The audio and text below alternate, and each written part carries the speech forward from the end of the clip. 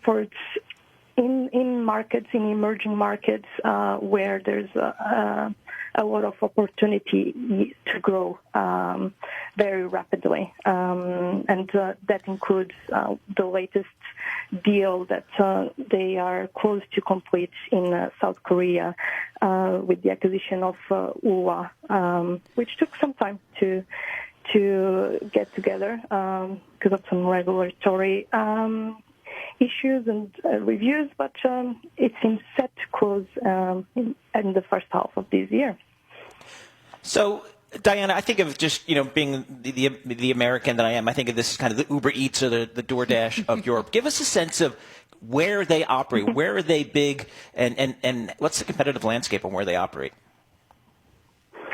Sure. So that's a good way to put it. So Delivery Hero is one of the key rivals based in Europe versus Just Eat Takeaway. And as we know, Just Eat Takeaway is just about to complete the deal of its own with the acquisition of Grub to also close this in this first half of the year. But Delivery Hero, along the years, has focused less and less in Europe through a series of acquisitions and divestitures, and focusing more in the Middle East region, and now with the UWA deal, which is a 4 billion euro deal, really targeting a ramp-up of its scale in Asia. And as we know, in this industry, scale is king, because it means that those efficiency gains can really feed profits, which is that's the race. It's a race for profit as well as race for all the growth. So how much does the profit actually come from the small businesses that they're serving? I mean, at least here in the U.S. and DoorDash, there's been a lot of pushback that they're taking too much of a local restaurant's money. A lot of people, anecdotally, that I know are going right to the restaurants again and avoiding DoorDash. What's the Delivery Hero model? So Delivery Hero focuses more on providing the delivery service for the restaurants. So that's the own delivery logistics business model, as opposed to a marketplace model, which DoorDash, Grub, Just Eat Takeaway, and as a core feeding their profit line. So Delivery Hero, in that sense, in terms of profit, is lagging these marketplace-focused peers. In terms of where their money is coming from, yes, serving delivery for restaurants means that the commissions charged to the restaurants tend to be higher in terms of percentage. But the point is, Delivery Hero is not getting all that money for itself. It has to pay the drivers, the riders that do these deliveries, and the restaurants would have to, at this cost itself, either moving some staff away from the kitchen or staff that used to be doing the front of the restaurant, and going outside and doing the delivery themselves, or getting someone to do it for them. So it's a trade-off, and as we know, some states have been capping the commission fees that platforms can charge. A lot of these companies are giving discounts in terms of commissions, really trying to support restaurants. But yes, it is a mix of the local independent restaurants, like the corner restaurants that we know very well and used to go every other week or so. My husband and I went to Whole Foods for the first time. We usually have it delivered, and I was like, oh, we just saved a lot of money. Oh, okay. Yep. Good job, Alex. Okay. Diana Gomes, Bloomberg Intelligence Industry Analyst. Thanks a lot. We really appreciate it. Coming up on the program, we'll take a look at European airlines. You are listening to Bloomberg Intelligence on Bloomberg Radio, providing in-depth research and data on 2,000 companies in 130 industries. You can access Bloomberg Intelligence through BIGO on the terminal. I'm Alex Steele. And I'm Paul Sweeney. It's 39 minutes past the hour, and this is Bloomberg. In times like these, experience, curiosity, and forward thinking That's where people are going. are the qualities that will see you through. It will be a huge share dump. Bloomberg Business Week with Carol Messer and Bloomberg Quick Takes Tim Stenivek. This is all about travel. Weekday afternoons at 2 Eastern The Slack acquisition will offer a multiplier effect. on Bloomberg Radio, the Bloomberg Business app, and BloombergRadio.com. They actually have fared much better during the pandemic. Or watch us on YouTube by searching Bloomberg Global News. Not completing high school is more of a social thing than it was an academic thing. I came out in the 11th grade. Nobody was embracing you. The kids were cruel. It was very difficult to be gay. Even though all these years have passed, I still had that longing to have my diploma. The hard part was determining that I was going to do it, but I definitely didn't do it alone. At age 30, with the help of her mentor, Carissa finished her high school diploma. I have a mentor, Maria. She convinced me to continue my education and to finish what I started to get my diploma. Just never judges. She's a true role model. If you're even considering getting your high school diploma, go get it. You can do it. No one gets a diploma alone. If you're thinking of finishing your high school diploma, you have help. Find free adult education classes near you at finishyourdiploma.org. That's finishyourdiploma.org. Brought to you by the Dollar General Literacy Foundation and the Ad Council. This is a Bloomberg Pursuits look at luxury. The art market is alive and thriving. Sotheby's sold an impeccably preserved painting by the Italian Renaissance artist Sandro Botticelli for $92.2 million. That's a nearly 7,000% gain for late billionaire Sheldon Solo, who purchased the portrait entitled Young Man Holding a Roundel for $1.3 million 4 decades ago. The price exceeds all but a handful of old master sales and is more in line with the spectacular prices achieved for contemporary art.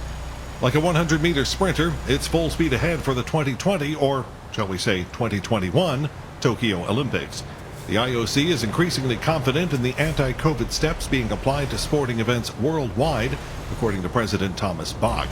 Unmentioned, holding the games in July means that athletes must contend with 95-degree heat and 95% humidity in addition to the risk of the virus. I'm Andrew O'Day, Bloomberg Radio. The following is a message from PGIM.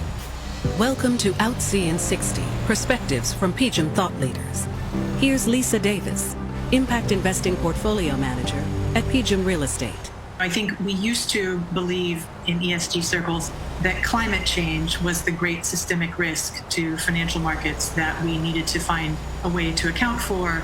And the challenge was to connect the individual investments that we were making to addressing climate risk at a systemic level. I think the challenge now that I see is that inequality around the globe is an equally important systemic risk, often connected to climate risk, that we have to address in financial markets. Hear more PGIM perspectives at pgim.com. That's PGIM.com. Partner with PGIM, the investment management business of Prudential. These statements are not intended to be investment advice and should not be used as the basis for any investment decision. When unprecedented events are unfolding, do you think it's a different world for the Fed today? It's important to let history teach us. Everyone could participate in a unified approach to getting ahead of this pandemic. And experience guide us. Is there some parallel with that? Bloomberg Balance of Power with David Weston. As an economist, does that make sense? Weekdays at noon Eastern on Bloomberg Radio, the Bloomberg Business app, and BloombergRadio.com. Well, how's that affected Facebook, if at all? Bloomberg, the world is listening. Asset managers who seize change to launch new strategies, add distribution channels, or exploit new technology to re-engineer the investor experience are often rewarded. However, in an industry paralyzed with complexity, few act with agility or decisively. Few run their business strategically. Yet, the most competitive managers in the market know, with the right partner and a flexible operating platform, you can. Go boldly toward change with SEI Investment Manager Services. Determination and operational strength are both essential factors for growth in asset management. I'm Steve Meyer, President, Head of SEI's Investment Manager Services Division. We know that disruptive forces create opportunities around the world. If you see potential in change, our industry specialists will maximize SEI's integrated platform of data and risk management, global investment operations, compliance support, and investor services to position your asset management business for success. Come grow with us. With SEI Investment Manager Services, you lead the charge in a competitive marketplace. Learn more at seic.com/seizechange. change. Everything seems to be in motion. The macro clearly being driven by the coronavirus outbreak. But here, the narrative is driven by uncertainty. You're on solid ground. Looking forward to guiding you through all of this. Bloomberg Radio. Bloomberg. The world is listening. World markets, headlines, and breaking news 24 hours a day at Bloomberg.com, the Bloomberg Business, Radio.com, and iHeartRadio apps, and at Bloomberg Quick Take. This is Bloomberg 1130. Now, a global news update. New York City's mayor is issuing an emergency declaration as a winter storm bears down on the city. Bill de Blasio is restricting non-essential travel on NYC roads so that emergency vehicles and other essential services aren't impeded. President Biden will meet with a group of Senate Republicans to discuss a deal for a new coronavirus relief bill. 10 GOP lawmakers sent Biden a letter asking for him to hear them out on a proposal. At $600 billion, the Republican measure is significantly smaller than the nearly $2 trillion Democratic plan. A top health official at Johns Hopkins University says he's pleased by President Biden's response to the coronavirus pandemic. What I'm seeing in the first 10 days is really encouraging to me. On Fox News Sunday, Dr. Tom Inglesby praised the new administration and specifically mentioned the strategy surrounding vaccines. However, Inglesby admitted the virus variants are concerning to him. The U.S. is now dealing with 3 variants, and they come from the UK, Brazil, and South Africa. I'm Matt Mattinson. This is Bloomberg Intelligence with Alex Steele and Paul Sweeney on Bloomberg Radio. All right, time now to take a look at European airlines. Our next guest points out that Wizz Air will be among the most eager companies to return more jets to the skies. Before the pandemic, it was Europe's fastest growing carrier. From where we want to welcome Bloomberg Intelligence senior analyst Rob Barnett. And I have to credit working with Guy Johnson on the fact that I was like, Wizz, let's talk about Wizz Air. Rob, what's Wizz Air? Well, Wizz Air is a disruptor in the European airspace. As you already noted, they were the fastest growing carrier before the pandemic struck. They were growing their revenue at about 20% a year. The industry is growing more like 3 to 5% a year. So they really were a new entrant. They're an Eastern European carrier, so they've kind of got a east-west orientation as opposed to a north-south orientation that EasyJet or Ryanair may have. And you're absolutely right. As we eventually see vaccines and other things taking us out of this crisis, I think the airline is interesting, and I would imagine that they're probably going to be the first, if certainly not one of the first, to have their sales return to the 2019 level here in Europe. So, you know, we're at a rough state right now. The first half of this year is probably going to be a write-off for Wizz and all of its peers, but I think they are oriented towards growth, and they're going to try to get back to that as soon as they can. Talk to us about, I'm assuming air traffic in Europe, and particularly Eastern Europe, is very similar to what we're seeing in the rest of the world. What did Wizz Air see in terms of their bookings, and what are they seeing now?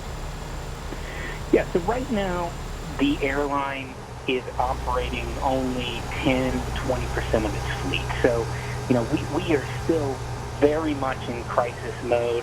What I would say is that prior to the wave of the pandemic that we're currently sitting in, before all of the travel restrictions and lockdowns that we're seeing, you know, Wizz was one of the carriers that really tried to get back in business as quickly as possible. It wasn't sitting around waiting on all clear. It was really doing its best to operate. And so last July, August, September, it was operating, you know, closer to 50% of its fleet, which may not sound like a lot, but it was more than a lot of its peers. So I think the carrier is eager to grow, and it is going to grow in the intra-European space, flying folks from Poland, Hungary, Romania into Western Europe. And in many ways, it's expanding into a space that was almost sort of forgotten about or left over. So they really are an interesting airline, and assuming that we get vaccines and, you know, the virus under control, their best years are probably ahead of them. Well, that's such an interesting point that you made, and the first time I've heard it, between the east-west and north-south. Can you just talk a little bit more about that? Yeah, of course. So if you're not familiar with the space here in Europe, we've had disruptors already in the past. So Ryanair and EasyJet, based basically has thrived on taking, middle-class folks, plumbers from England and Ireland to Spain, coastal France, Italy, that kind of thing. And so Wiz is just taking that same business model and applying it to Eastern Europe, taking those, eager, emergent middle-class customers, getting them on planes for the cheap and getting them into Western Europe. So, that is exactly their business model. And in some ways, they may be well-positioned depending on the outcome of flying and Brexit and vaccine passports. So Wiz is much more oriented towards countries that are in the EU, connecting Poland to Italy, Spain, that kind of thing, versus UK, which is now out. So there might be a little bit more friction for, say, a Ryanair or an EasyJet, given the UK's exit from the European Union. What's how's their balance sheet looking? I know when you talked about an airline in this environment, you have to really look hard at the balance sheet. Great point. Wiz has a good standing on this metric, in my opinion. So they've got roughly a couple billion euros in reserve, which in our view is enough to take them until March of 2023 without any incremental revenue. So they can cover their fixed costs for about 2 years, a little over 2 years. And I don't know about you, but I'm certainly hoping to get on a plane before March of 2023. So I would anticipate that that is going to be sufficient to get through the crisis. But maybe we'll be wrong. Maybe it will endure a little bit longer than we anticipate. But they should be well capitalized to get to the other side. And so I think that puts them in a good position. But by contrast, some of their legacy rivals, a company like IAG, they've probably only got about 12 months worth of reserves. So Wiz is really unique in that it can go quite a bit longer than most of the other European airlines without the need for either more cash or customers. Did they wind up taking any government money? They do have a small loan from the Bank of England's COVID corporate finance facility. Off the top of my head, I don't remember the value, but it's relatively small, and they certainly have not received the kind of big stimulus funds that an Air France-KLM north of 10 billion euros or Lufthansa have received from the German government. So Wiz is really fighting for survival. It's not reliant on the help of the government to get there, and so that is actually a unique positioning, is that they are really one of the few airlines that can get to the other side of this without needing government aid. Real quick, Rob, what's the competitive landscape for Wiz? Well, their closest rival is Ryanair for sure. Then perhaps after that, EasyJet. And it really is interesting. I mean, these airlines are competing really, in my view, on a cost basis. So Wizz Air has the distinction of being the lowest cost airline in our peer group, and we measure that on a cost per seat basis, essentially. And so they're at the bottom of the stack, and that's good because most airline customers don't really discriminate much on the qualities of the airline. It's they're really just picking the cheapest seat, cheapest flight. So you want to be on the low end of that cost curve. Now, why is Wizz on the low end of the cost curve? It's because it's not unionized. That gives them much lower labor costs. And they also have a fleet of very young aircraft. The average age of their airplane is around 5 years. So they're certainly not jet fuel guzzlers. They're efficient aircraft, and so they've got pretty good fuel profile, great labor profile, and that puts them at the bottom of the cost curve, which we ultimately think will be important, especially on the other side of the crisis. You might see a very competitive atmosphere where airlines are lowering fares to get customers back into seats. Wizz will be able to do that and perhaps still turn a profit given their lower cost profile. So interesting. I learned so much. Rob, thank you so much. Bloomberg Intelligence Senior Analyst, Rob Barnett. Switching our focus now to IPOs, M&A, and divestitures in the year ahead. We begin with equipment conglomerate CNH Industrial. For more, let's bring in Bloomberg Intelligence industry analyst Chris Ciolino. Chris, thanks so much for joining us here. Describe what CNH Industrial does and what's your call. Sure. Thanks, Paul. So CNH Industrial is one of the last remaining machinery conglomerates out there. They produce everything from ag and construction equipment to commercial and specialty vehicles. They also have a powertrain business. And really, in addition to this kind of emerging ag equipment recovery, which is their largest business, you also have a new CEO in Scott Wine and a portfolio transformation that's really set to unfold here in 2021. The company previously planned to spin off its on-highway businesses, which is really the commercial and specialty vehicles and powertrain units. That decision was put on hold after the sudden departure of its CEO, CFO last March, and then obviously you had COVID hit. So now with the new management in place, some improving growth prospects, we believe that CNH could spin off or potentially even sell its on-highway businesses later this year. Separating the on and off-highway units is strategically compelling. There are few synergies between the two, and really it'll create a more narrowly focused ag and construction equipment producer and improve the company's margin profile. So let's backtrack in a way here. Is this like a Caterpillar, like a Deere? Yeah, so CNH does compete against a lot of large global players, including Deere. Deere is probably their closest competitor because ag is their largest business. And if you think about the North American ag market, it's really Deere and CNH that kind of dominate the high horsepower market. CNH also does have a construction equipment business. It's relatively subscale, but because they're competing against large players like a Caterpillar or a Komatsu. And then you have the on-highway businesses or the truck businesses, which, compete against the likes of a Daimler, a Volkswagen, a Volvo, PACCAR. So early on in the pandemic, Italy was particularly hard hit. CNH has a large presence in Europe, particularly in Italy, and they had some of the more severe COVID restrictions in place earlier on. So that puts them kind of a little bit behind the ball as far as managing the pandemic. Great stuff. Chris Ciolino, thank you very much, Bloomberg Intelligence industry analyst.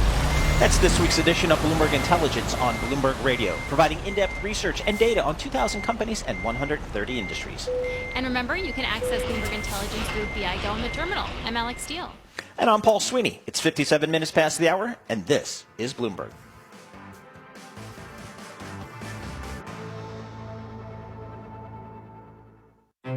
If knowledge is power, the Bloomberg Terminal is your power up, connecting you to the real-time financial news, data, and analytics that can take your workflow to the next level. Power up at Bloomberg.com/professional. Why do hedge funds and other alternative managers rely on Pershing for a highly personalized experience? Mark Alderati, a managing director at BNY Mellon's Pershing and head of Prime Services, shares how we help you consider everything. In today's ever-evolving environment, the team at Pershing's Prime Services wants to know, what are you focused on now? Are you confident in the stability of your counterparty? Do you feel they can help you grow your business? When it comes to fundraising, do you have access to the mindset of the advisor or have what you need to navigate the ODD process? Exceptional service for our clients is at the core of what we do. Our award-winning team is just one of the benefits of working with BNY Mellon. Whether it's customized financing or securities lending solutions, BNY Mellon's Pershing is a prime broker who's committed to this business and dedicated to meeting your demands, so you can focus on growing your business and producing results for your clients.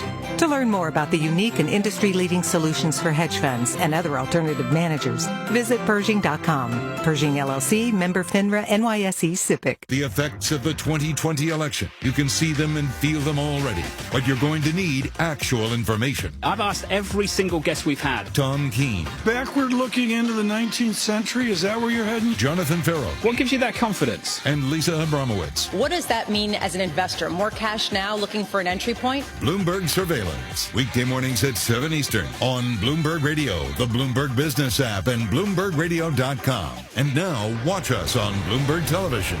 Hey, y'all. Jeff Foxworthy here. Now, if you've ever found yourself repeating the same thing over and over for 75 years, you might be Smokey Bear. Only you can prevent wildfires. That's why I'm filling in for Smokey to switch things up, because there's a lot more to say. And I should know because my grandfather was a firefighter. And one of the things he taught me is that the people that love the outdoors the most are often the ones accidentally starting wildfires, which means always BYOB. No, bring your own bucket to the campfire. And be extra careful with things like burning yard trimmings. Don't just walk away, or chances are you might be starting a wildfire. So for the love of the outdoors, go to SmokeyBear.com to learn more about wildfire prevention. Brought to you by the U.S. Forest Service, your state forester, and the Ad Council. Broadcasting 24 hours a day at Bloomberg.com, on the Bloomberg Business app, and at Bloomberg Quick Take. This is Bloomberg Radio. Now a global news update. New York City's mayor is issuing an emergency declaration as a winter storm bears down on the city. Bill de Blasio is restricting non-essential travel on NYC roads so that emergency vehicles and other essential services aren't impeded. De Blasio warned people to stay home as heavy snowfall and strong winds will make driving conditions hazardous. New York City is expected to get over a foot of snow in the next 2 days, while some surrounding areas will get up to 2 feet. President Biden will meet with a group of Senate Republicans to discuss a deal for a new coronavirus relief bill. 10 GOP lawmakers sent Biden a letter asking for him to hear them out on a proposal. At $600 billion, the Republican measure is significantly smaller than the nearly $2 trillion Democratic plan. The meeting will happen sometime early this week. A top health official at Johns Hopkins University says he's pleased by President Biden's response to the coronavirus pandemic. What I'm seeing in the first 10 days is really encouraging to me. On Fox News Sunday, Dr. Tom Inglesby praised the new administration and specifically mentioned the strategy surrounding vaccines. However, Inglesby admitted the virus variants are concerning to him. The U.S. is now dealing with 3 variants, and they come from the U.K., Brazil, and South Africa. Meantime, another 2,000 people are dead from the coronavirus. The COVID Tracking Project says January was the deadliest month of the pandemic, with more than 95,000 deaths recorded. That's 20,000 more than passed away from the respiratory illness in December. The U.S. has the highest death toll of any country in the world at over 440,000. The White House is urging Myanmar's military to stand down after reports troops have detained civilian leaders. Press Secretary Jen Psaki says the U.S. is alarmed by the reports that leader Aung San Suu Kyi and other officials have been arrested. She says the U.S. opposes any attempt by the military to interfere with the country's democratic transition. I'm Matt Mattinson.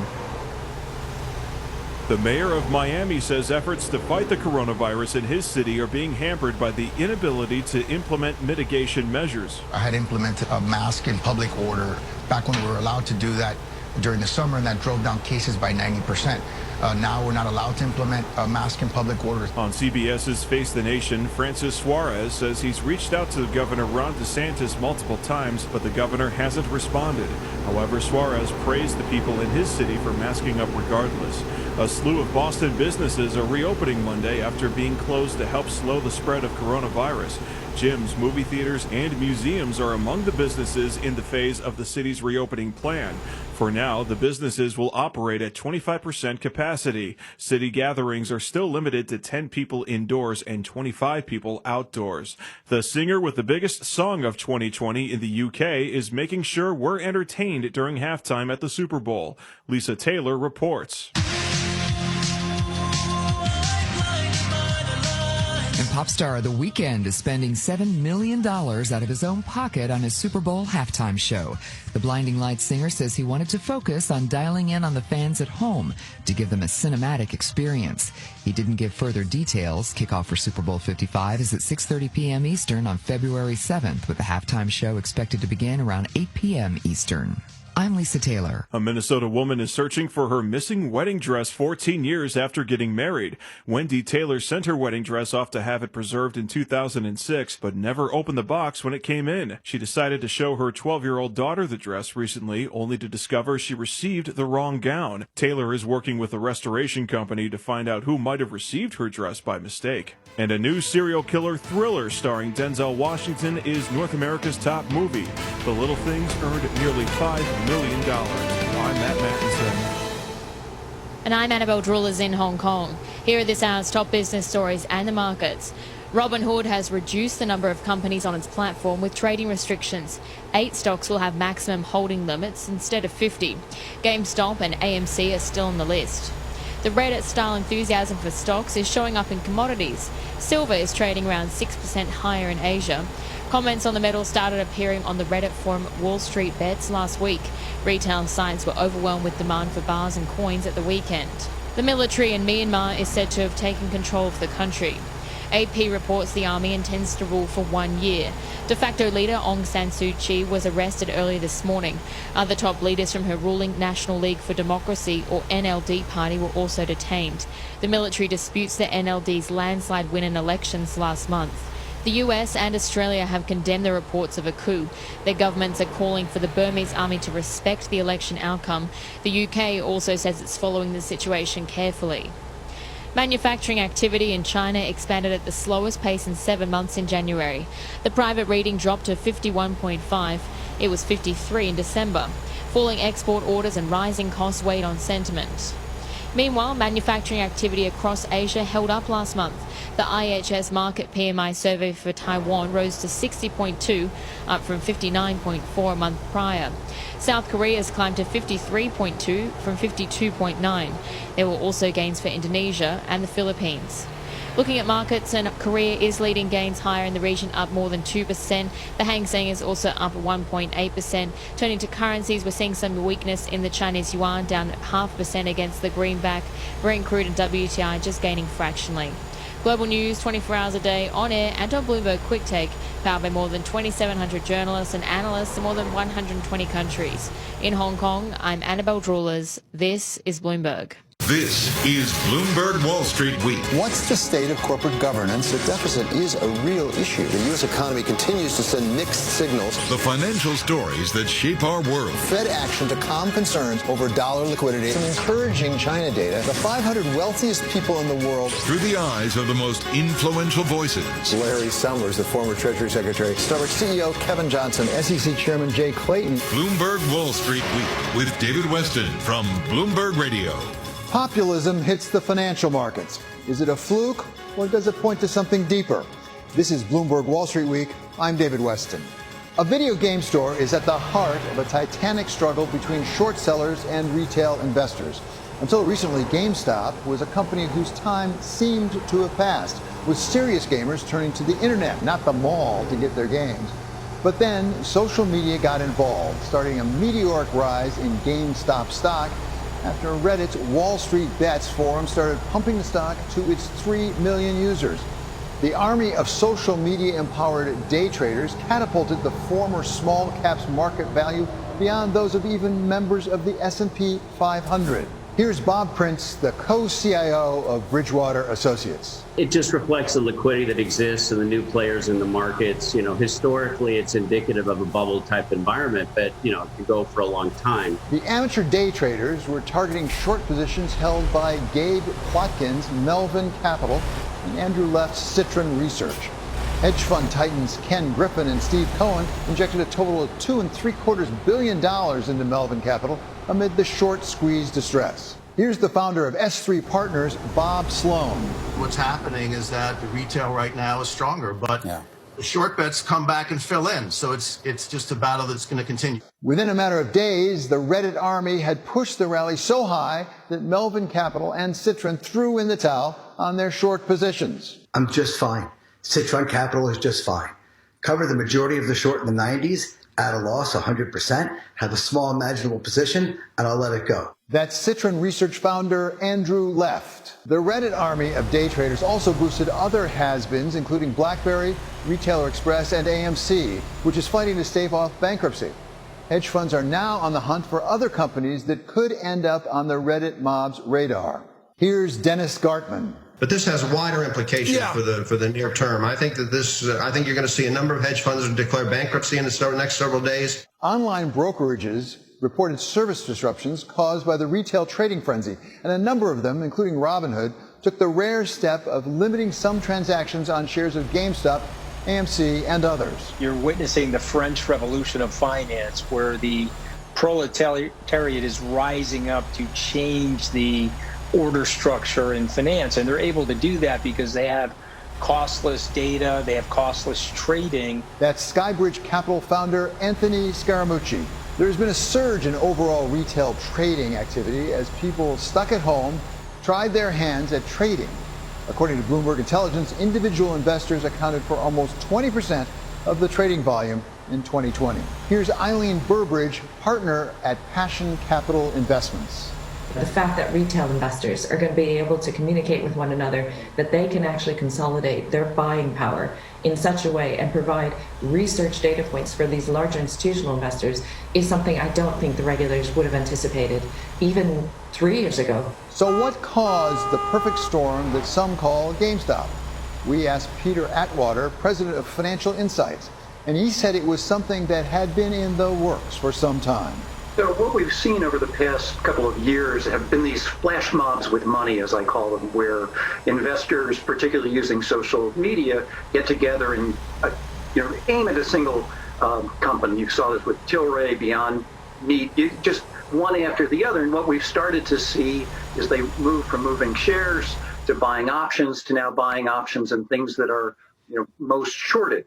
And to me, this just reflects on the confidence of the crowd. They've gotten much more strident, much more aggressive, and honestly, they've succeeded at it. So behaviorally, this looks very, very predictable, and it's coming to a head. At the same time, was there a reduction in the barriers to entry, if I can put it that way, that it's easier for retail traders to get into things like call options? I mean, there was a time that required some sophistication. You have to go through brokers and things like that. Now, I think you can do it online, can't you? Sure. I mean, the technology has moved with the crowd, but I mean, let's be honest. This has been going on for a long time. You go back and you read financial history, and they talk about the telegraph suddenly causing the market to move more quickly. This is the same thing, but in a 2021 version. People are using accounts online with their iPhones and are trading call options. We've taken it to an extreme. Let's talk about regulation, because there's various discussion about whether the SEC or someone else should be getting involved. Does this potentially lie afoul of what's going on with the SEC in terms of existing regulation? I don't know if it runs afoul or not, but as a researcher, I have found that regulators, when they act, react to sentiment. And so I expect that if sentiment becomes too extreme, people become concerned about systemic safety, then you'll see the regulators move in and force, and that's what they do. They will close the barn doors at the moment that the animals have already left. They're going to pour water on a fire that was already extinguishing on its own. And the question, at least in my mind, I think in many people's minds, is do existing regulations really address this? I mean, people have talked about like pump and dump. Certainly there are regulations about that where you really talk a stock up so you can sell it. Or does there need to be a whole new regulatory approach to this, if any at all? No, I expect the regulators will respond to this, after the fact with regulations that try to modernize, and reflect truly what's in place today. But I would think about it almost like Sarbanes-Oxley. It will come well after the crowd has dispersed. That was Peter Atwater, president of Financial Insights and lecturer in economics at William & Mary. Coming up, Bank of America CEO Brian Moynihan on the rise of retail investors and what it means for the markets. That's next on Wall Street Week on Bloomberg.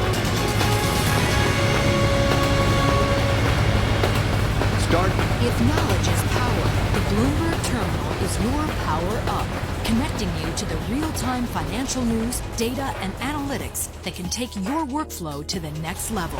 Power up at Bloomberg.com/professional.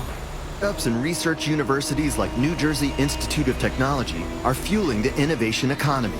And few people are better positioned to see what's on the horizon in New Jersey than physicist and state representative Andrew Zwicker. How technology is transforming our financial sector is revolutionary, and so much of that is in New Jersey. We are innovators when it comes to agriculture, and there is opportunity now for great transformation in how are we going to grow food in an ever-growing population. How do we turn urban centers into agricultural centers? Autonomous vehicles is another one where we have some of the world's leading experts, and how this will transform how those who are either elderly or are visually impaired or mobilely impaired can start to use autonomous vehicles that transform their lives and have access to transportation they could have never had before. NJIT, New Jersey Institute of Technology.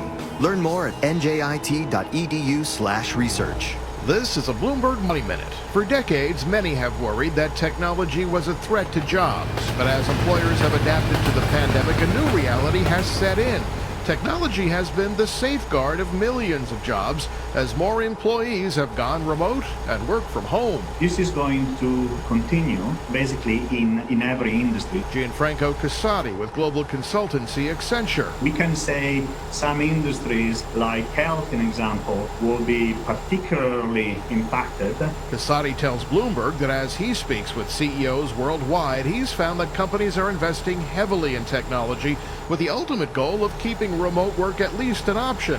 He adds that the rise of 5G, while not an overnight change, will expedite the trend. We should expect Wi-Fi to become obsolete at home because 5G will be able to provide bigger bandwidth at a cheaper price over a period of time. Steve Potusk, Bloomberg Radio.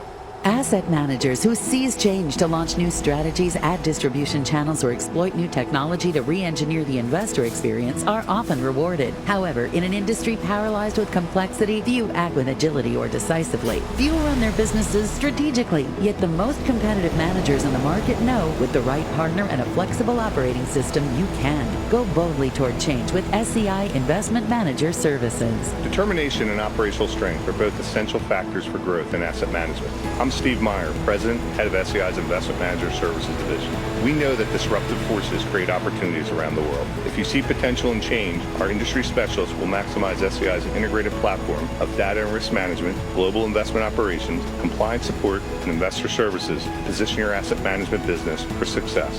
Come grow with us. With SEI Investment Manager Services, you lead the charge in a competitive marketplace. Learn more at SEIC.com/seize change. You've probably heard the words change and safety more than you've ever heard them before. But what will change look like? Are we through the obstacles? What will safety be like? We're getting doses of good news on the vaccine front. This is where you can come to find out. Does anybody think we'll see any capitalist country continuing with this? Bloomberg Markets with Vonnie Quinn and Paul Sweeney. Weekday mornings at 10 Eastern on Bloomberg Radio, the Bloomberg Business app, and BloombergRadio.com. Bloomberg, the world is listening.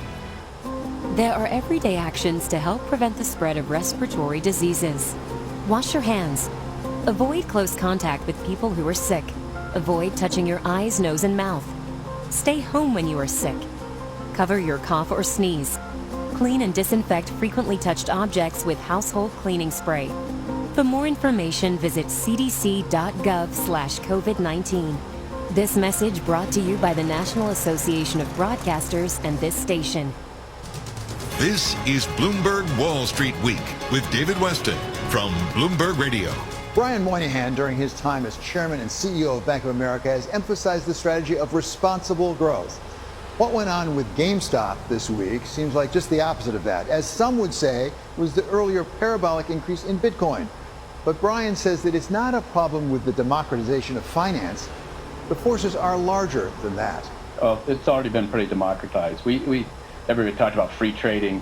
I think somewhere in like 2007 or something like that, I was riding around Manhattan on a double-decker bus with free trading on the side of it from Bank of America. This is not a new concept, and so we've seen 30% growth in our balances in our Merrill Edge, which is our more affluent segment. We've seen a net growth of 10%, I think, in what you call sort of digital brokerage accounts and stuff. And so it's good people are investing. I think people have to be careful, and we all know that. But I think if you look at it overall, if you look longer term, what are the themes in financial services? More and more digital. We're now up to 80% of our direct consumer loans done digitally, up from the start 3 years ago. More and more digital. More and more demand for I want digital and I want high touch. I want the branches and I want the digital. More and more artificial intelligence applied, more and more operational excellence across all our platforms in terms of process engineering and taking out paper and putting in digital work. Those are the themes that are just going to be tremendous. Artificial intelligence, distributed networks, data information, movement, all those things are incredibly important. But those things have been with us. Now the question is we may have made a step change and we'll be after that. So yes, investors, yes, borrowers, yes, everything, but it's really the digital that's in the news, not as much as the underlying asset class. So one more try at maybe a change in the landscape, and that is China. One of your competitors, Jamie Dimon over at JP Morgan, says he's worried about the Chinese banks getting so big. Do you see that as a potential risk for Bank of America? We're not worried about them getting big. They are big. And so they earn a lot of money. They're already very sizable institutions. The market, in some ways, is much more consolidated in the hands of the 4, 5, 7 major banks. If you look at the top 10, earning banks, JP and ourselves will be there, and quickly it's all Chinese banks. I think the first 9, other than 2 of us, if I remember right. They're powerful, strong companies to have the right to operate in the United States. They already have capabilities in the United States and other countries, and I don't know when they'll decide, but if they decide to come outside that country, they're big, powerful organizations, earning $40 billion a year, or $3 trillion in assets, and they're owned, 50, 60, whatever % by the government, so they have the support to go out and drive. So yes, we all have to be fearful of them. We actually had a stake in one for a long time called CCB and helped them improve their operations based on the most modern things, and they took it and took off with it and did a great job. And so we all have a right to be fearful of them, but not because they're going to be big. They are big. Now the question is what are they going to do. Are you concerned that, in fact, because of the liquidity that's been injected for good and sufficient reason to help the economy, that we really are risking ourselves in some places? I'll give you 2 examples. Bitcoin, goodness knows, has gone all over the place. And another GameStop right now that is really quite a phenomenon. And it's not the only one right now that's really getting bid way up. Should we be concerned that maybe this is an indication that maybe we're getting a little bit out over our skis? Those issues, the moment happen at time, in the ebbs and flows in the market, and frankly, I don't have great insight as to those things. We've been clear about how we stand on Bitcoin and versus blockchain, which is a technology and stuff. But let me back up. And the question is, when you look at the economy, and it's about as big as it was in 2018. The projections from our team are for it to grow up 5% this year in 21. In 2018, in the second quarter, the economy was this big. It was projected to grow at like 1.5 to 2%. And the interest rate environment was 100 to 150 basis points higher. And there wasn't all this, so there wasn't interest rate accommodation, and there wasn't fiscal stimulus out there. Now you have the same thing. So the fiscal stimulus is needed to help people make it across the river here. You have 6% plus unemployment. You have these companies that haven't opened. That's the PPP program. You have holes in state budgets and that were created by the cost of paying for all this work, and maybe tax loss revenues and stuff. Those ought to be dealt with. And I think if we deal with that responsibly, then what happens? But the possibility of overshooting here is real, and that's what you're hearing. Less about the equity trading values at the moment, but more about the question when rates are at 1% and are going to stay there for a long time, it'll lead to risk, and that could lead to bubbles. But the real question that will be fundamentally bad for everybody is if we miss the inflation turn, and it's not there now. But that's one of the challenges that Chair Powell and his colleagues have is to really be watching this thing, and they need to make sure this great economy grows again at the right rate and above that right rate, and there's some inflation in order to make sure it doesn't go backwards. But on the other hand, it's going to be an interesting, as we move through the end of this year and the next year when this has all come true, the vaccine's out and stuff, it'll be interesting to see how they play through that. Well, exactly. Let's pursue that just for a moment, because there's been a lot of money given to a lot of people, again, for good and sufficient reason. They've needed it. But the indications are a lot of it's getting saved. It's not getting spent, in part because they don't have a place to spend it, frankly, because a lot of the economy is shut down. How concerned are you as you look at the economy, because you have a real vantage point into the economy broadly? How concerned are you that there might be a snapback that might actually trigger, believe it or not, inflation? We haven't talked about it in a long time. Well, there's been, it's kind of interesting. If you trace last year, and we'll see with the fourth quarter, all ends up final. But if you think about down 30, up 30, and up a few percentage, 3 or 4 percentage points or whatever it turns out to be. And then this quarter, the projections are it may come down closer to flat, and that has a little bit to do with the first quarter. But if you actually then pull that apart and look at our consumer, what we call consumer spending, and so debit and credit card spending is one thing, but this is around people taking money out of ATMs and spending it, writing checks for services, P2P, the Zelle product, which is huge right now. If you look at that spending through the first 23 days of January, it's up 8 or 9% over last year's first 23 days of January, which was up 9% over the year before.